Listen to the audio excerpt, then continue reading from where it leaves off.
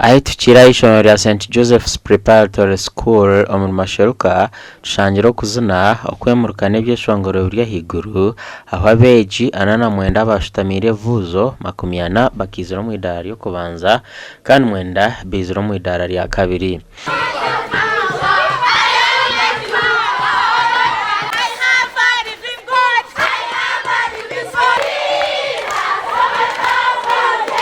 Itwitwe twina abashomesa bari experienced.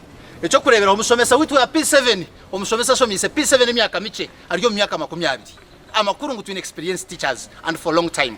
Nyose ninkwatana sana abashomesa banje, umwami David, umwami Kenneth Arinkahi, twinaho cha patience Arinkahi, mwija abashomesa bitu ba P7. Sibyonka ndubashomesa nechi tukweta ko curricular activities, ebitukushoma aheriye class, uko kwiruka emizano yona mwene yona nutujibashomesa era nacho nico kimwe ekikuretera abana bitu bakora kurunja munonga. Ogubiro mwaka gw10 ekoratine St Joseph's erukwijo mu mashomerana agasingira Shema district yona.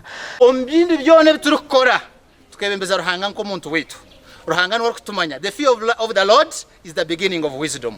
Aba bana bari abo kureba na St Joseph's irhabwa abikira Maria irhabwa ruhanga. Joseph's nitega n'amashomero gona umugando muyona ahabwe nshonga bembeza ruhanga obwiro bukwire tuzagwija bikira Maria akoje mushomereri ukwembeza ruhanga like it is always said the fear of the Lord is the beginning of wisdom. Abeji bashatu abasingireyo binovonero mkaga kandi 14 binovonero mshanju bineno inovonero 14. Kweji wa St Joseph's kanyonyereyo bonero mkaga nisima munonga ruhanga abo kunkwasa nangwa n'abagenzi banje kugira ngo izi marks nazonze ubonare koze 6 aggregates batchaza bene batwazaje mbatshomesa batano tsizone corrections babene bateretera nezindi tumaya nezindi babe batatshomisa nisima munonga bazire banje aba basize kunshashura school fees kurenguna munashoma